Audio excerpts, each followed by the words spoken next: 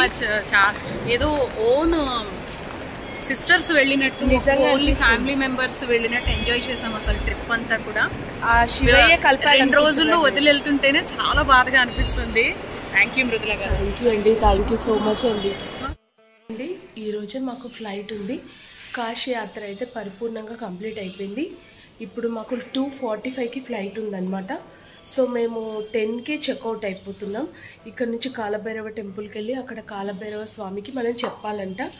ఏంటి అంటే మా యాత్ర సంపూర్ణంగా చేసినందుకు మీకు చాలా కృతజ్ఞతలు స్వామి, మళ్ళీ రప్పించుకొని చెప్పాలంట. అలా చెప్పేసి కాలభైరవ స్వామికి మనం సెండ్ ఆఫ్ చెప్పి అప్పుడు మనం వెళ్ళిపోవాలంట. సో మేమైతే ఇప్పుడు వెళ్తున్నాం.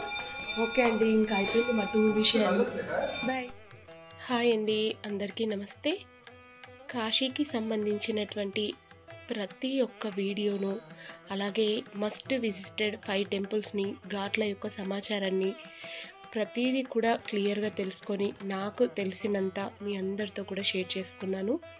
అయితే కాశీలో నేను నాకున్నటువంటి సమయంలో 4 రోజుల్లో నేను ఎంతవరకు చూడగలను, ఏదైతే ముఖ్యమైన ప్రదేశం ఉందో అన్నీ కూడా నేను సందర్శించుకున్నాను. ఒక్కటి మాత్రం మిస్ అయ్యానండి. అది తలుచుకున్నప్పుడల్లా కొంచెం బాధగా అనిపిస్తుంది. కానీ పర్లేదు, మళ్ళీ ఆ దేవుడు అవకాశం ఇస్తాడని నేనైతే ఆ శివయ్య మీద 100% నమ్ముతాను. అయితే అది ఏంటి, నేనేం మిస్ అయ్యాను ఆ విషయంతో పాటు అసలు ఈ కాశీ యాత్రలో ఇక మేమైతే రిటర్న్గా బయలుదేరుతున్నాం. ఎన్నో మధుర జ్ఞాపకాలు, ఎన్నో సంతోషాలన్నీ కూడా మూట కట్టుకొని కొంచెం మనసు బాధతో ఇక్కడ నుంచి అయితే బయలుదేరానండి. అది ఎందుకనేది వీడియోలో క్లియర్గా షేర్ చేస్తాను, తప్పకుండా చూడండి. నిజంగా ఈ వీడియో మాట్లాడుతుంటే కూడా నాకు మాటలు రావట్లేదు, కానీ నా మనసులో ఏముందో క్లియర్గా మీ అందరితో పంచుకుంటాను. ఓకేనా, ఇక వీడియోలోకి వెళ్ళిపోదాం.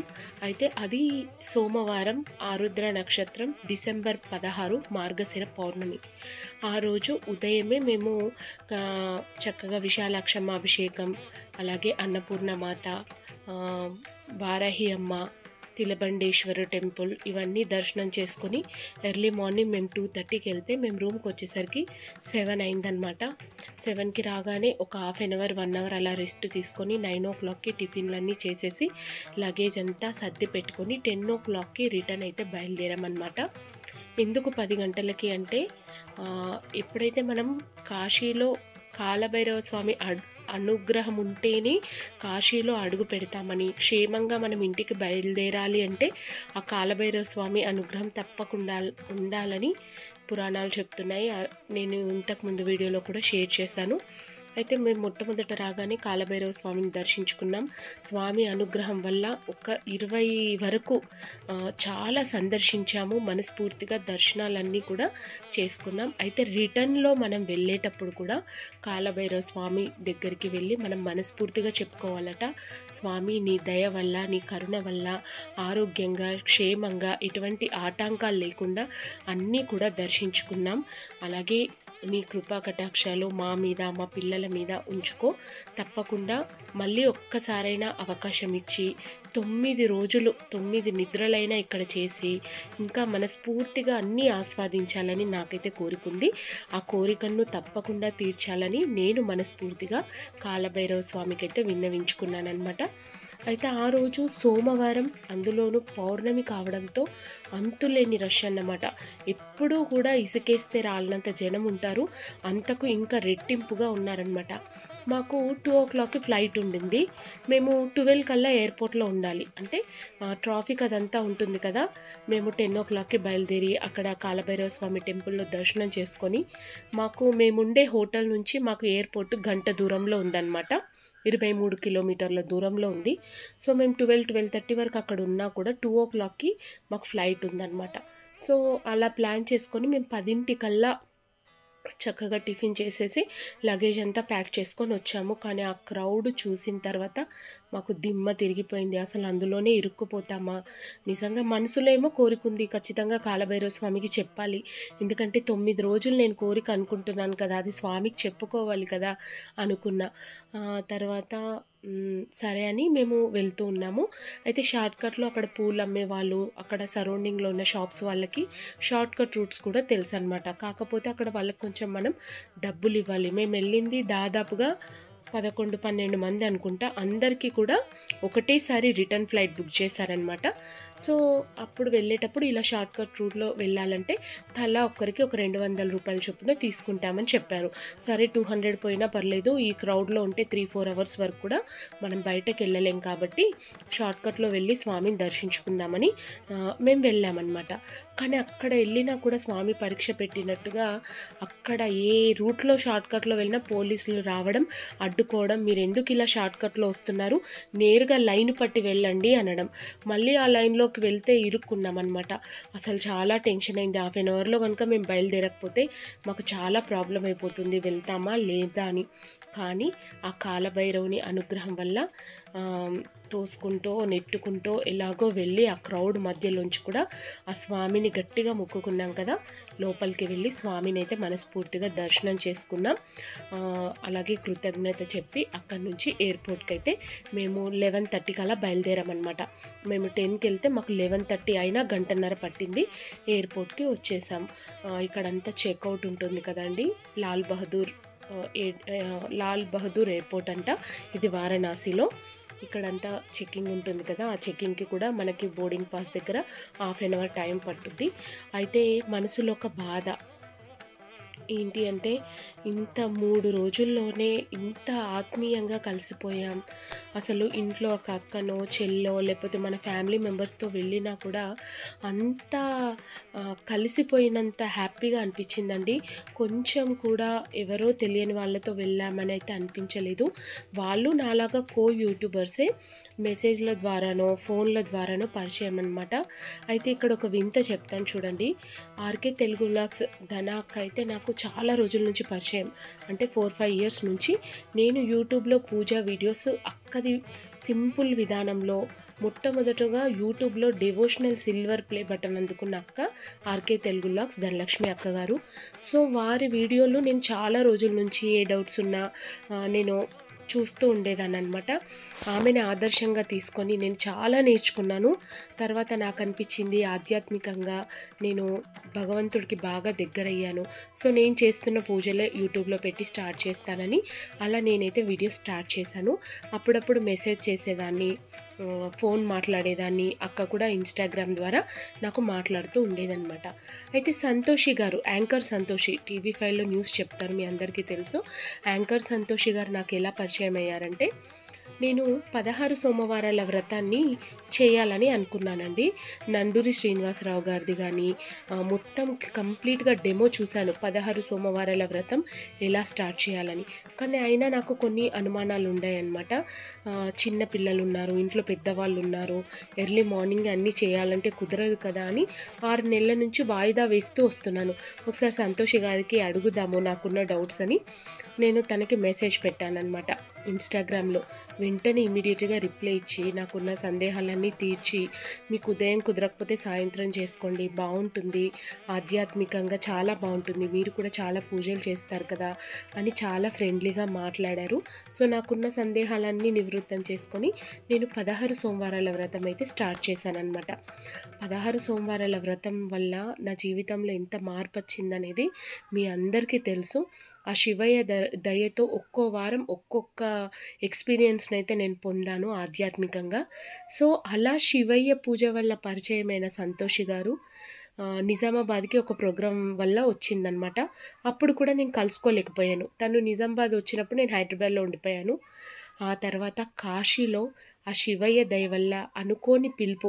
అంటే మనం ఎన్నిసార్లు కాశీకి టికెట్ బుక్ చేసుకున్నా అక్కడ వరకు వెళ్తామని గ్యారంటీ లేదు. పరమేశ్వరుడి అనుగ్రహం, కాలభైరవుడి అనుగ్రహం ఉంటేనే అక్కడి వరకు వెళ్తాము అని చెప్తారనమాట. అలాంటిది ఈ సాయి లోక్బాల ట్రస్ట్ నుంచి వాళ్ళు ఎంతో పెద్ద యూట్యూబర్స్, నేను అభిమానించే ఇద్దరు వ్యక్తులు నా వెంటే 4, 5 రోజులు ఉండి ఇలా జర్నీ చేయడం అనేది నాకు చాలా చాలా అసలు మాటల్లో చెప్పలేను. ధన అక్కనైతే ఒక సొంత చెల్లెల్ని ఎంత ప్రేమగా చూసుకుంటుందో, నన్ను అంత బాగా చూసుకున్నారు. సంతోషి గారికి కూడా కొంచెం కూడా గర్వం లేదండి, అస్సలు గర్వం లేదు. నన్ను చాలా బాగా ప్రేమగా మేము ముగ్గురం కూడా సొంత అక్క చెల్లెళ్ళలాగా కలిసిపోయాము. అసలు ప్రతిరోజు మాకు ఒక 2 గంటలు కూడా నిద్ర లేదు, సరిగ్గా 5 రోజులు కూడా. కానీ అయినా కూడా మేము ముగ్గురం ఒకేలా కలిసిపోవడం నాకు చాలా చాలా ఆశ్చర్యంగా అనిపించింది అనమాట. సంతోషి గారు కాశీకి రావడం ఇది 6th టైం అంట. అంటే అర్థం చేసుకోండి, పరమేశ్వరుని అనుగ్రహం ఆవిడ మీద ఎంత ఉంటే ఆమె 6 సార్లు చక్కగా దర్శనం చేసుకున్నారు. ధన అక్క గారు కూడా ఇది 3వ అంట. ఆల్రెడీ 2 టైమ్స్ వెళ్ళారు. నేను మాత్రం ఇది ఫస్ట్ టైము.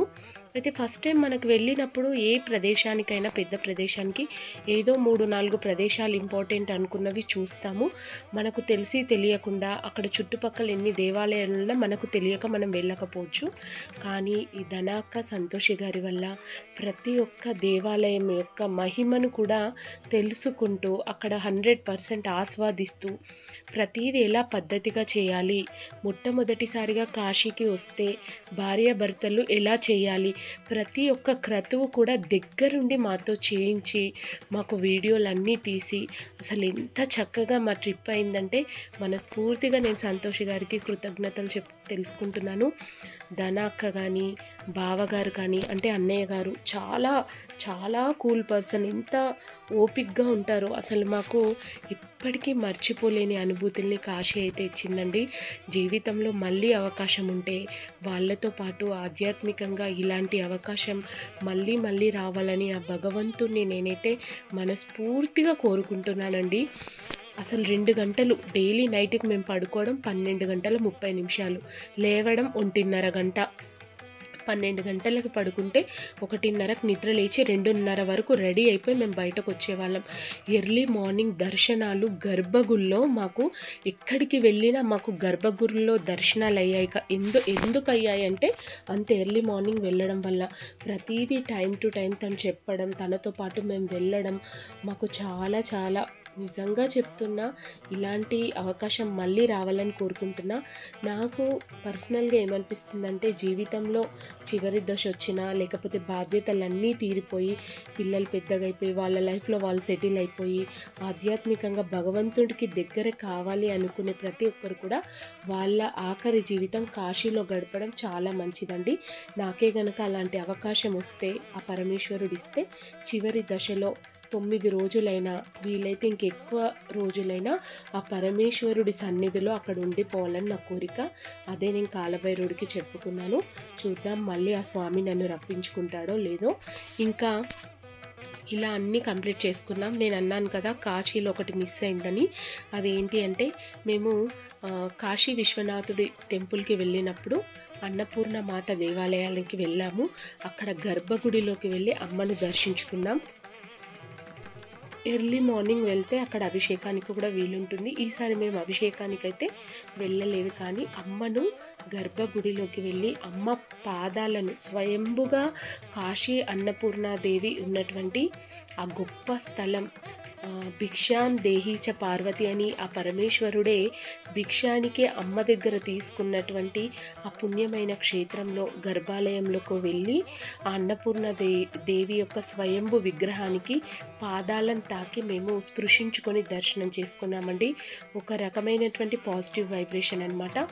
అయితే నేను ఇక్కడ మిస్ అయింది ఏంటి అంటే, కాశీ వచ్చిన వాళ్ళందరూ కూడా తప్పకుండా ఈ అన్నపూర్ణ దేవాలయంలో, అంటే అన్నపూర్ణ సత్రంలో ఒక్కసారైనా భోజనం చేస్తారు. ఎందుకంటే ఆ అమ్మవారి దయ వల్ల మనకి ఎప్పటికీ అన్నానికి లోటు ఉండద్దు అని. కాకపోతే నేను అక్కడ అమ్మవారి గర్భగుడిలో మొక్కడం, అక్కడ పంతులు గారు అమ్మవారి దగ్గర ఉన్నటువంటి బియ్యాన్ని మాకు ఇచ్చారు. అలాగే అమ్మవారి యొక్క రూపును కూడా అమ్మవారి దగ్గర నుంచి తీసి ఇచ్చారనమాట. ఈ 2 ఉంచుకోండి అమ్మ, మీకు ఎప్పటికీ అన్నానికి కొదువు ఉండదు అని చెప్పారు. అమ్మవారి ప్రసాదంగా వాటన్నిటిని కూడా ఇంటికి తెచ్చుకున్నాను. కానీ ఒకటి అన్నపూర్ణ దేవి ఆలయంలో మనస్ఫూర్తిగా ఒక 10 నిమిషాలు కూర్చొని అన్నపూర్ణాష్టకాన్ని చదువుకోవాలని మనసులో అనుకున్నాను. కానీ అక్కడ ఉండే క్రౌడ్ వల్ల ఎర్లీ మార్నింగ్ మేము పౌర్ణమి రోజు 6 o'clock వరకు అక్కడ ఉన్నాం కదా, సో హెవీ రష్ వల్ల అక్కడ కూర్చున్నాను. కానీ పారాయణ అయితే చేయలేకపోయాను. అదొకటి బాధ అనిపించింది. ఆ తర్వాత అనిపించింది ఒక్కసారైనా అమ్మ దగ్గర వెళ్ళి అమ్మ యొక్క భీక్షని ప్రసాదాన్ని స్వీకరించే అవకాశం దక్కలేదు అని అదొక్కటి నా మనసులో ఉండిపోయింది. సో ఖచ్చితంగా అమ్మ మళ్ళీ రప్పించుకుంటుంది. అన్నపూర్ణ అమ్మ దగ్గర ఖచ్చితంగా నేను భిక్ష తీసుకునే అవకాశం కూడా నాకు మళ్ళీ వస్తుందని మనస్ఫూర్తిగా గట్టిగా నమ్మకం చేసుకొని బాధతో అయితే ఇంకా బయలుదేరాను. బాయ్. చాలా మంచి ఎక్స్పీరియన్స్. మన ఇద్దరం మాట్లాడుకోవాలి అనుకున్నాము కానీ కుదరలేదండి. సారీ, నిజంగా థ్యాంక్ యూ సో మచ్. ఏదో ఓన్ సిస్టర్స్ వెళ్ళినట్టు, ఓన్లీ ఫ్యామిలీ మెంబర్స్ వెళ్ళినట్టు ఎంజాయ్ చేసాం అసలు ట్రిప్ అంతా కూడా. 2 రోజుల్లో వదిలి వెళ్తుంటేనే చాలా బాధగా అనిపిస్తుంది. థ్యాంక్ యూ మృదుల గారు. థ్యాంక్ యూ అండి, థ్యాంక్ యూ సో మచ్ అండి. ఇంకేం చెప్పనండి, మనసంతా అనుభూతితో నిండిపోయింది. ఒక పక్క కాశీ విశ్వనాథుడి యొక్క దర్శనాలు, అనుభూతులు, అంటే అన్ని గర్భాలయాల్లో దర్శనాలు మనస్ఫూర్తిగా అనిపిస్తే, ఇంకో పక్క వీళ్ళతో జర్నీ నాకు చాలా చాలా నేర్పించింది. అసలు వాళ్ళకి ఎంత భక్తి, అందుకే భక్తి ఉన్న వాళ్ళందరం కూడా ఒక చోట చేరాము. ఆ శివయ్యే మా ముగ్గురిని అలా కలిపాడని అనిపించింది. సంతోషి గారు కానీ ధనక్క గారు కానీ ఇద్దరు కూడా వాళ్ళతో జర్నీ నాకు మనస్ఫూర్తిగా మర్చిపోలేని అనుభూతులను అయితే మిగిల్చింది. సంతోషి గారు అయితే ట్రిప్ మొత్తం 6 డిగ్రీల చలి ఉన్నా కూడా చెప్పులు వేసుకోకుండా దర్శనాలు చేసుకున్నారు. వాళ్ళ దగ్గర నుంచి నేను ఓపిక, వినయం, విధేయత అన్నీ కూడా ఇంకా నాకు తెలియని విషయాలు ఎన్నో కూడా నేర్చుకున్నాను. ఆ దేవుడు దయ వల్ల సంతోషంతో ఇంటికైతే తిరిగి వచ్చాము. అయితే కాశీలో జరిగినటువంటి ఈ సాయిలోబాల ట్రస్ట్ వాళ్ళు నిర్వహించినటువంటి ఈ ప్రోగ్రాం వల్ల మేమందరం ఆ శివయ్య దయ వల్ల కలిసినందుకు నిజంగా సాయిలోబాల ట్రస్ట్కి అలాగే ఆ కాలభైరవుడికి మనస్ఫూర్తిగా కృతజ్ఞతలు చెప్పుకున్నాను. ఇంటికి వచ్చిన తర్వాత, కాశీ నుంచి ఇంటికి వచ్చిన తర్వాత అక్కడ షాపింగ్ చేశాము, చాలా తీసుకున్నాను. అవన్నీ కూడా మీతో షేర్ చేసుకుంటాను. అలాగే ఇంటికి వచ్చిన తర్వాత ఖచ్చితంగా చేయవలసినటువంటి ఒక ముఖ్యమైన పని ఉంది. అదేంటో కూడా మీ అందరికీ నెక్స్ట్ వీడియోలో తెలియజేస్తానండి. మధురానుభూతిగా వీళ్ళందరూ గుర్తుంటారని ఈ ఫోటోలన్నీ మీ అందరికీ షేర్ చేస్తున్నాను. సో ఇది అండి ఈరోజటి వీడియో. మీ అందరికీ నచ్చిందని అనుకుంటున్నాను. మీ లైఫ్లో కూడా ఏదైనా మీకు మనస్ఫూర్తిగా నచ్చే ఒక రోజు ఇలాంటిది అన్ఎక్స్పెక్టెడ్గా, అసలు నేను కూడా ఊహించలేనంతగా మీలో కూడా ఎవరికైనా జరిగితే ఖచ్చితంగా నాతో కామెంట్ సెక్షన్లో షేర్ చేసుకోండి. మంచి మిత్రుడు దొరకడం అంటే మనకు అది ఆస్తి కన్నా ఎక్కువ. ఈ రోజుల్లో మనం ఏం సంపాదించుకున్నాము, ఎన్ని బిల్డింగ్స్ కట్టాము, ఇవన్నీ ముఖ్యం కాదు. మనకంటూ ఒక ప్రేమగా ఉండేటటువంటి మనుషులతో మనం ఎప్పటికీ కూడా మధురానుభూతులు ఉంచుకునేటటువంటి జ్ఞాపకాలు మాత్రమే మన వెంట ఎప్పటికీ ఉంటాయండి, చిరస్థాయిగా. సో ఇలా అనుభూతులతో నేనైతే తిరిగి వచ్చాను. ఓం నమః శివాయ. మరొక వీడియోతో కలుస్తాను.